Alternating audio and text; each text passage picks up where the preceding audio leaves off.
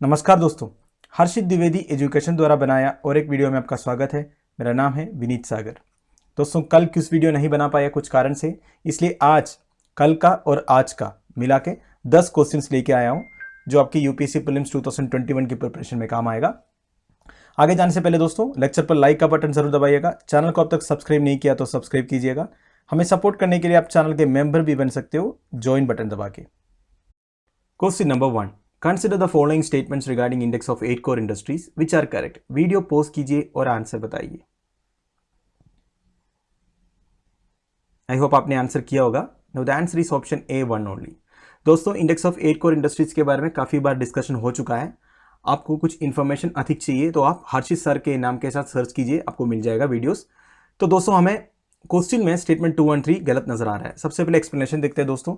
देखो दोस्तों, index of industrial production ये क्या है? बेसिकली 8 कोर इंडस्ट्रीज का रिपोर्ट है। Coal, electricity, crude oil, cement, natural gas, steel, refinery products, fertilisers, ये 8 इंडस्ट्रीज का परफॉर्मेंस की एनालिसिस देखने से हमें हमारी इकोनॉमी में इंडस्ट्रियल सेक्टर कैसे परफॉर्म करता है ये मालूम चलेगा। ठीक है, वैसे ये जो 8 इंडस्ट्रीज मिला के एबो 40% कंप्रेस करता है पूरे हमारे इकोनॉमी में। जितने भी इंडस्ट्रीज का अगर आप एक एनालिसिस करोगे ना, ये 8 इंडस्ट्रीज जो है 40% से एबो भाग लेता है।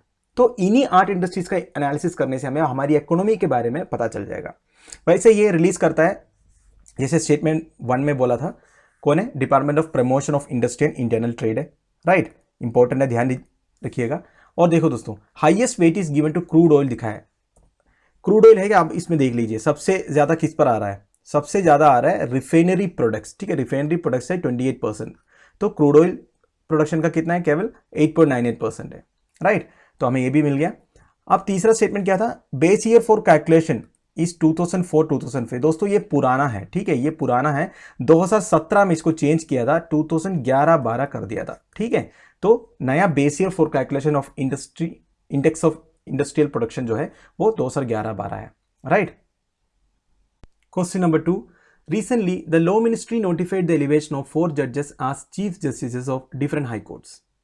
ये न्यूज आया था दोस्तों, तो इससे रिलेटेड 4 स्टेटमेंट्स लिखा हूं। इसमें कौन सा सही है आपको बताना है, बाकी तीनों गलत है। वीडियो पॉज कीजिए और आंसर बताइए।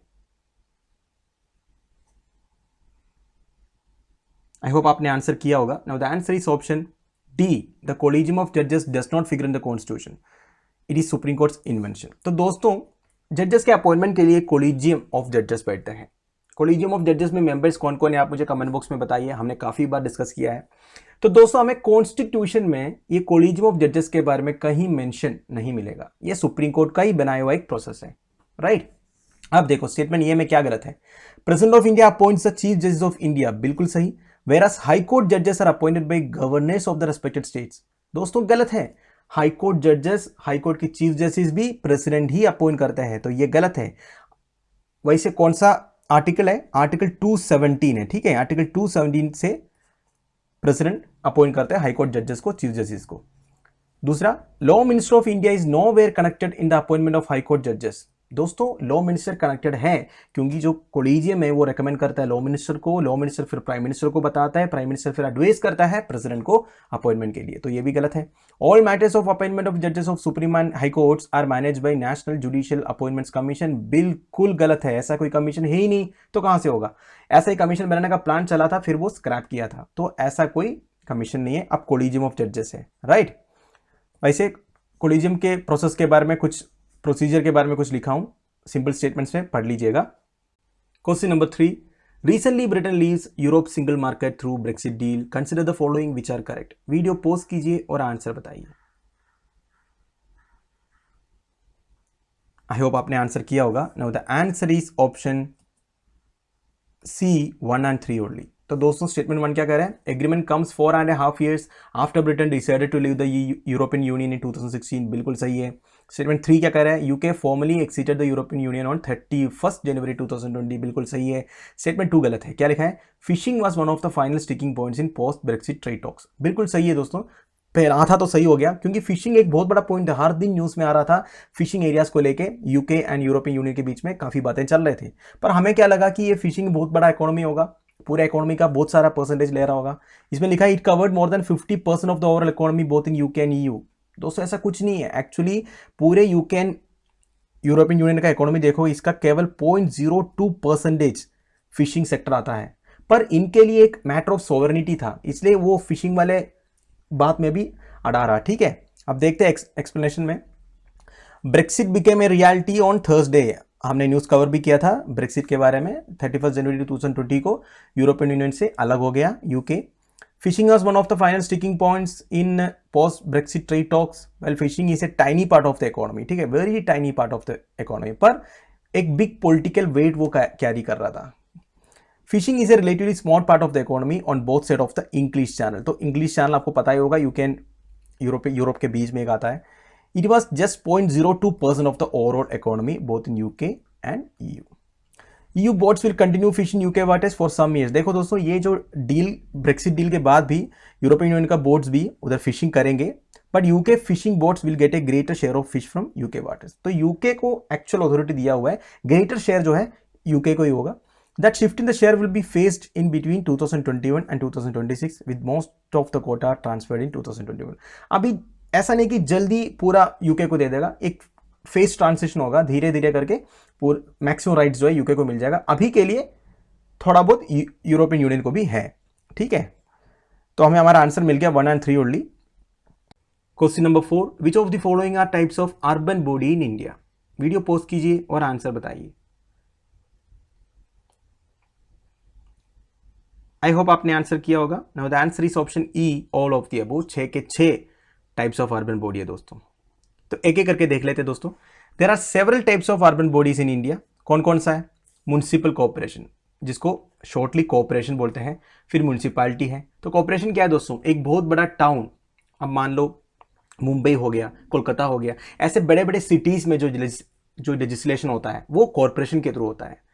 दूसरा क्या? म्युनिसिपैलिटी, जो कॉर्पोरेशन से जो छोटा होता है वो म्युनिसिपैलिटी होता है। मतलब इतना बड़ा सिटी नहीं होगा कॉर्पोरेशन जैसा, इससे थोड़ा सा नीचे होगा, वो है म्युनिसिपैलिटी। अब ये notified area committee. Notified area committee क्या है? Notified area committee is established to take care of administration of an area which is either a fast developing town from industrialisation. तो बेसिकली म्युनिसिपैलिटी बनने का जो criteria है वो fulfil नहीं हुआ है, पर फास्टली डेवलपिंग है। अगर स्टेट गवर्नमेंट चाहे तो ऐसे एरियाज को नोटिफाइड एरिया में डाल सकता है। तो क्या है, और एक बार बता देता हूं। सबसे ऊपर आता है कॉर्पोरेशन, जो बड़े बड़े सिटीज में। इसके बाद में आता है म्युनिसिपैलिटीज, जो कॉर्पोरेशन से नीचे आता है, जो सिटीज ही होगा पर इतना डेवलप नहीं होगा जो कॉर्पोरेशन जैसा, वो म्युनिसिपैलिटी हो गया। फिर आगे नोटिफाइड एरिया कमेटी, ये मैंने बता दिया क्या है, मतलब फास्टली डेवलपिंग एक एरिया। टाउन एरिया क्या है? बेसिकली स्मॉल टाउन्स के लिए होता है, जो छोटे मोटे टाउन्स होते हैं उधर अगर स्टेट गवर्नमेंट चाहे तो एक टाउन एरिया कमेटी बना सकता है। तीसरा क्या है? Special purpose agency. ये क्या है दोस्तों? देखो, इससे एग्जाम्पल से आपको पता चल जाएगा। जैसे पोल्यूशन कंट्रोल बोर्ड है, इलेक्ट्रिसिटी बोर्ड्स कुछ स्टेट्स में होता है, ठीक है, water supply and sewerage boards होता है, टाउन इंप्रूवमेंट ट्रस्ट होता है, ये सब स्पेशल पर्पस एजेंसीज में आता है। ठीक है, अगर स्टेट कुछ बोर्ड बनाता है, हाउसिंग बोर्ड जैसे आपने सुना होगा। अब है टाउनशिप। टाउनशिप क्या है? देखो दोस्तों, बड़े बड़े पब्लिक सेक्टर एंटरप्राइजेस होते हैं ना, और पब्लिक सेक्टर अंडरटेकिंग होता है, जैसे HAL हो गया, ये अपना BEL हो गया, BHEL हो गया। इस तरह जो पब्लिक सेक्टर अंडरटेकिंग के आसपास एक पॉपुलेशन रहेगा ना, जो उसी पब्लिक सेक्टर अंडरटेकिंग में जॉब कर रहा होगा, तो ऐसे एरियाज को, ऐसे पॉपुलेशन को कवर करने के लिए बोलते हैं टाउनशिप। उस एरिया को टाउनशिप बोलते हैं। ठीक है, जो वो PSU से अटैच्ड होगा। अब है पोर्ट ट्रस्ट। नाम से आपको पता चल गया होगा, पोर्ट से मतलब Mumbai port, Chennai port, Kolkata port, इस तरह जो पोर्ट है उसके आसपास जो पॉपुलेशन रहता है उनके लिए एक पोर्ट ट्रस्ट होगा, उसका नाम होगा पोर्ट ट्रस्ट। अब एक कंडोनमेंट बोर्ड। कंडोनमेंट बोर्ड तो इसी है दोस्तों, जो मिलिट्री से रिलेटेड है, जहां एक मिलिट्री एस्टैब्लिशमेंट है, उसके आसपास जो सिविलियन जनता रहता है, मिलिट्री पर्सन नहीं, उनके लिए तो उनका एस्टैब्लिशमेंट है, उनके आसपास जो सिविलियन रहते हैं उस एरिया को कंडोनमेंट बोर्ड बोलते हैं। ठीक है, तो इतने सारे अर्बन बॉडीज है हमारे इंडिया में। तो हमें आंसर मिल गया all of the above. Question number 5, recently blue flag certification was awarded to 8 beaches in India. Consider the following statements which are correct. Video pause कीजिए और आंसर बताइए। आई होप आपने आंसर किया होगा। Now the answer is option A, 1 only. Statement 2 और 3 गलत है। तो दोस्तों सबसे पहले समझते हैं कि ब्लू फ्लैग सर्टिफिकेशन है क्या। दोस्तों ये बेसिकली एक ऐसा एक्रेडिशन है, ऐसा एक सर्टिफिकेशन है जो बीचेस को, मरीनास को and sustainable boating tourism operators को देते हैं। कैसे देते हैं? देखो दोस्तों, अगर बीच के लोग ग्राउंड लेते हैं, जो इनकी अथॉरिटीज है, अगर बीच क्लीन है, बेसिक फैसिलिटीज है उधर, सिक्योरिटी है उधर, तो ये सब कंडीशंस एनवायरमेंट फ्रेंडली है, ऐसे सब कंडीशंस अगर फुलफिल करने से कुछ बीचेस को सेलेक्ट करते हैं और एक ब्लू फ्लैग सर्टिफिकेशन देते हैं। ये एक इंटरनेशनल एक्रेडिशन है, बेसिकली फ्रांस में बेस्ड है। इसमें यूनाइटेड नेशंस डेवलपमेंट प्रोग्राम जैसे इंपॉर्टेंट इंस्टीट्यूशंस जो है वो अपना भाग लेते हैं। तो ब्लू फ्लैग सर्टिफिकेशन जो है इंडिया में 8 बीचेस को रिसेंटली मिला था। वो कौन कौन सा है हम देखेंगे आगे। अब दोस्तों ओनली बीचेस के लिए नहीं, मरीनास के लिए भी देते हैं। मरीनास मतलब जो हार्बर्स होता है ना दोस्तों, और हार्बर भी क्लीन है, एनवायरमेंट फ्रेंडली है, तो उनको भी दिया जाता है। And sustainable boating tourism operators को भी, देखो बोटिंग से रिलेटेड जो टूरिज्म ऑपरेटर्स है उनको भी दिया जाता है। अब सेकंड स्टेटमेंट क्या लिखा है, blue flag programme for beaches and marinas is run by Beach Environment and Aesthetics management Services under Government of India. दोस्तों ये गलत है, क्योंकि ब्लू फ्लैग सर्टिफिकेशन या ब्लू फ्लैग प्रोग्राम जो है वो इंटरनेशनल प्रोग्राम है, ठीक है। इंडिया को मिला है इसकी एक्रेडिटेशन, वो अलग बात है। इंडिया ने भी, इंडियन गवर्नमेंट ने भी ऐसा सेम एक प्रोग्राम बनाया था जिसका नाम है बीच Environment and Aesthetics management Services. तो ये ब्लू फ्लैग से अलग है, ये ब्लू फ्लैग से कोई रिलेशन नहीं है। हमारा गवर्नमेंट ऑफ इंडिया का प्रोग्राम है बीच एनवायरमेंट एस्थेटिक्स मैनेजमेंट सर्विसेज, जिसको BEAMS बोलते हैं, राइट। अब तीसरा क्या है, only 1 beach from a state is eligible to get the blue flag certification. ऐसा कुछ नहीं है दोस्तों, अगर सही काम कर रहे हैं, सही मेंटेन्ड है, तो कितने भी मिल सकते हैं। वो हमारे ये एक्सप्लेनेशन ही बता देगा। वैसे देखो कौन कौन सा बीचेस को मिला है, देखो अब शिवराजपुर इन गुजरात, ये इंपॉर्टेंट है दोस्तों, ध्यान दीजिएगा। गोगला इन दमन and Diyu, Kasarkod and Padubidri बीच इन कर्नाटका। तो कर्नाटका से 2 इधर ही हो गया ना दोस्तों, तो हमारा वो तीसरा स्टेटमेंट वैसे ही गलत हो गया। केरला में कापाड बीच, कापाड बीच की स्पेशलिटी क्या है आप मुझे कमेंट बॉक्स में बताइए। एक बहुत ही इंपॉर्टेंट इवेंट हुआ था कापाड में करीब 15th सेंचुरी में। Rishikonda in Andhra Pradesh, Golden Beach of Odisha and Radhanagar Beach in Andaman and Nicobar, right. तो इतने सारे बीचेस को ब्लू फ्लैग सर्टिफिकेशन मिला है। अब क्या है, देखो ये जो ब्लू फ्लैग सर्टिफिकेशन जो देते हैं, इसकी जो इंटरनेशनल जूरी है, जो जजेस है, इसमें मेंबर्स कहाँ से है, UNEP United Nations environment programme से है, WTO वर्ल्ड टूरिज्म ऑर्गेनाइजेशन से है, and IUCN international union for conservation of nature में, और FEE एक्चुअली इसका जो मेजर जो ब्लू फ्लैग सर्टिफिकेशन देते हैं उसका मेजर अथॉरिटी FEE बोल सकते हैं, जो फ्रांस में बेस्ड है, राइट दोस्तों। Question number 6, consider the following statements regarding the recent temperature dip in Delhi which are correct. Video pause कीजिए और आंसर बताइए। आई होप आपने आंसर किया होगा। Now the answer is option D 1, 2 and 3, तीनों स्टेटमेंट सही है दोस्तों।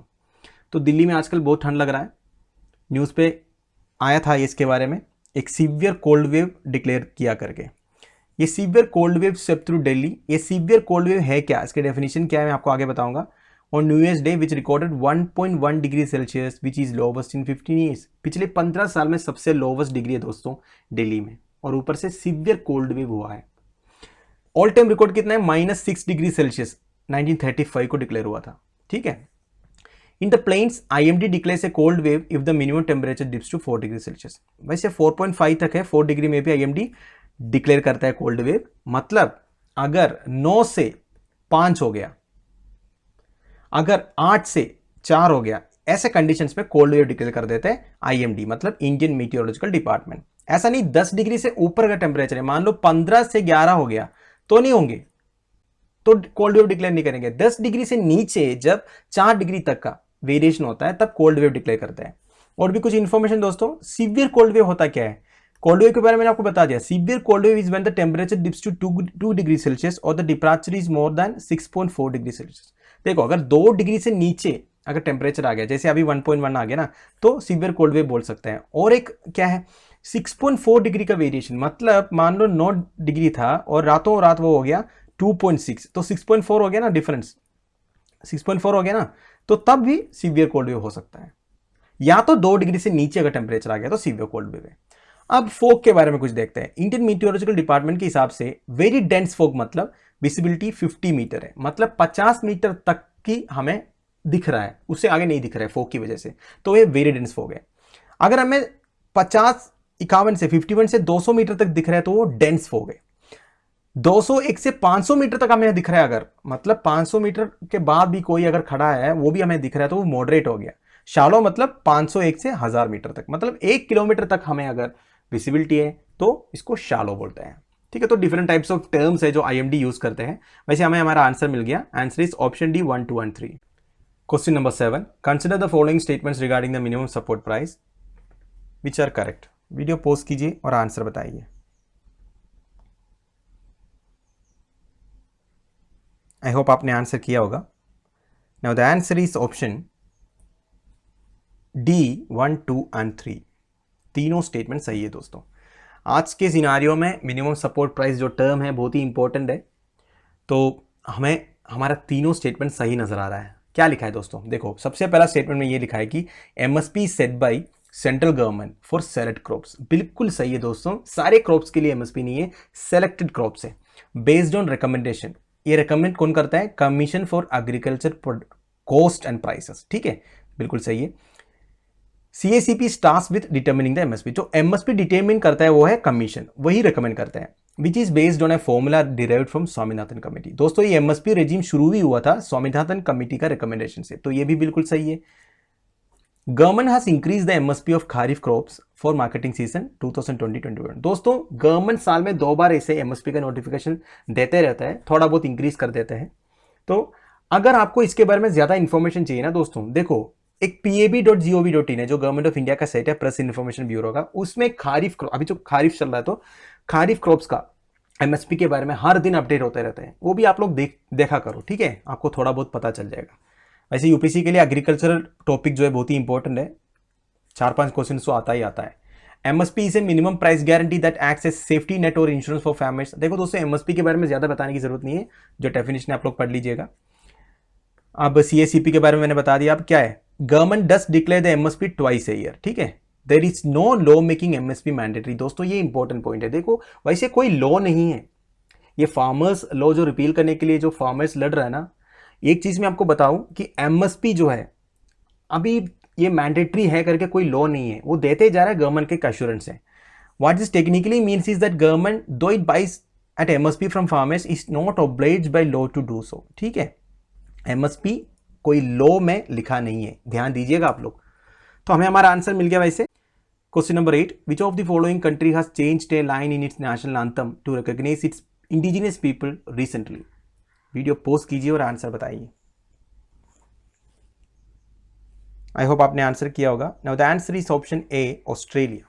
तो दोस्तों ऑस्ट्रेलियन गवर्नमेंट ने रिसेंटली अपने नेशनल एंथम में एक वर्ड चेंज किया दोस्तों, एक ही वर्ड, जिससे एक स्पिरिट ऑफ यूनिटी आएगा और ऑस्ट्रेलिया के जो इंडिजिनियस पॉपुलेशन है उसको भी संबोधित करेगा, ऐसे बोला जा रहा है, ठीक है। तो बेसिकली क्या है, देखो Australians all let us rejoice for we are one and free, एक सेंटेंस है ऑस्ट्रेलियन नेशनल एंथम का। तो इसमें चेंज कहाँ है, ये जो लिखा है ना sir, for we are one and free, ये पहले वन के जगह था यंग। तो यंग वर्ड इस्तेमाल करने से ऑस्ट्रेलिया के जो इंडिजिनियस पॉपुलेशन है उनको ऐसा लग रहा था हम इसमें इंक्लूडेड नहीं है। तो ब्रिटिश प्राइम मिनिस्टर जो स्कॉट मॉरिसन ने न्यू ईयर ईव को एक गिफ्ट जैसा दिया और बोला नेशनल एंथम में अभी ये यंग नहीं होगा, इसमें वन होगा, मतलब सारे ऑस्ट्रेलिया उसमें इंक्लूड होगा। तो वन के जगह सॉरी यंग के जगह वन। तो हमें हमारा आंसर मिल गया option A. Question number 9, consider the following statements regarding forex reserves which are correct. Video pause कीजिए और आंसर बताइए।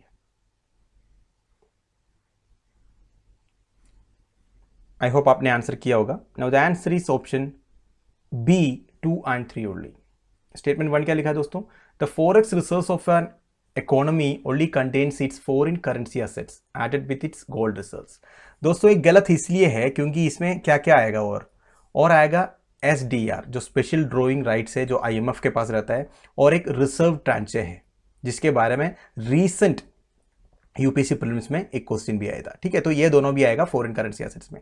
वैसे दोस्तों स्टेटमेंट 2 क्या है, India's forex reserves cross 500 billion for the first time ever in 2020। ये लास्ट जून में हुआ था दोस्तों, हमने ये न्यूज कवर भी किया था वैसे, ठीक है। लास्ट जून को 500 बिलियन ऑलरेडी क्रॉस हो गया। अब ये रिसेंटली न्यूज में इसलिए आया है, लास्ट क्वार्टर में, लास्ट महीने में, ये जो हमारा फॉरेक्स रिजर्व्स में करीब 230 या 250 मिलियन का एक डिक्लेन आया था, इसलिए न्यूज पे आया था।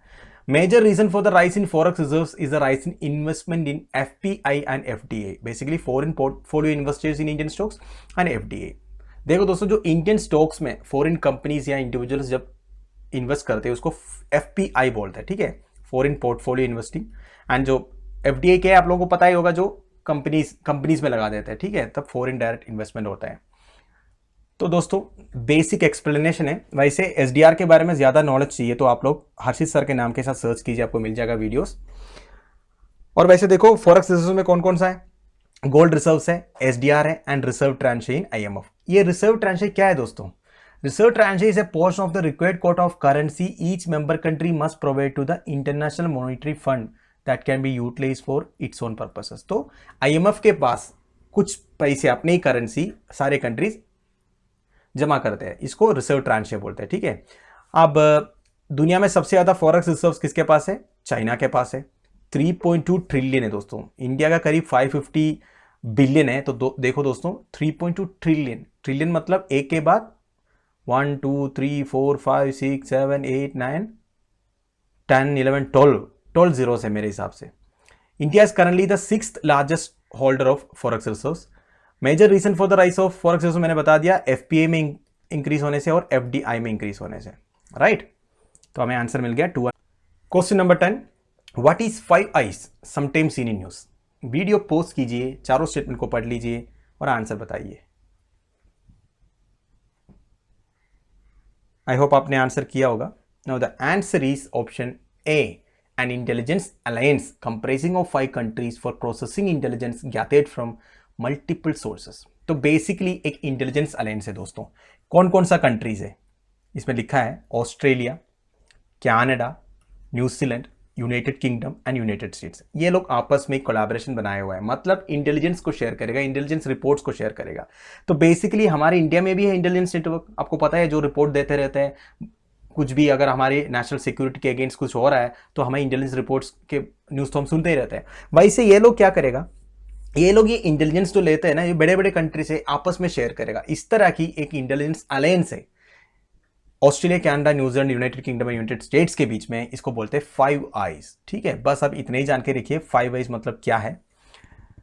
अब क्या है दोस्तों, since process intelligence is gathered from multiple sources, intelligence shared is not restricted to signals intelligence, often involves defence intelligence. देखो दोस्तों डिफेंस इंटेलिजेंस भी ये लोग शेयर करते हैं, एंड जियो स्पेशल इंटेलिजेंस। तो दोस्तों हम लोग रिसेंटली पढ़े थे इंडिया एंड यूएस के साथ भी लेमोवा, ठीक है। और क्या था, एक जियो स्पेशल इंटेलिजेंस के लिए भी हमने एक एग्रीमेंट साइन किया था, इसका नाम क्या था मैं भूल गया, आप लोग बता दीजिए मुझे कमेंट बॉक्स में, ठीक है। एक तो लेमोवा था, ठीक है, लॉजिस्टिक्स के लिए, और क्या था, एक जी से स्टार्ट कुछ था, आप क्या है मुझे बता दीजिए। अब देखो न्यूज में इसलिए आया था, Japan is ready to become a foreign member of 5। अब रिसेंटली न्यूज ये आ रहा था जापान जो है मेंबर बनने वाला है 5 आईज का, राइट। तो हमें हमारा आंसर वैसे मिल गया। 5 आईज क्या है इतना तो आप जान के रखिए, एक इंटेलिजेंस अलायंस। तो दोस्तों हमारे daily mock questions for prelims खत्म हो रहा है। मैं उम्मीद करता हूं आप लोगों को कुछ सीखने को मिला होगा। लेक्चर की पीडीएफ एज यूजुअल आपको टेलीग्राम चैनल में मिल जाएगा।